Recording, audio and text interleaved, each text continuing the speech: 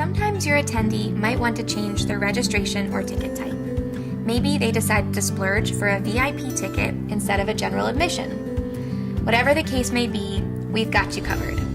Go to People and then to Attendees. Once you have located the attendee that would like their registration or ticket type changed, click Manage Registration and then select Change Registration. If this is a ticket, it will say Manage Ticket and Change Ticket. A pop-up will appear where you can change your attendee's registration type and enter the amount due.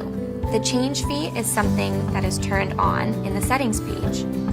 If this is inactive, don't worry about it. It just means whoever set up your event did not turn the feature on. Once everything looks good to go, click Continue with Change. You will now be brought to the form page where all of your attendees' original information should be pre-filled.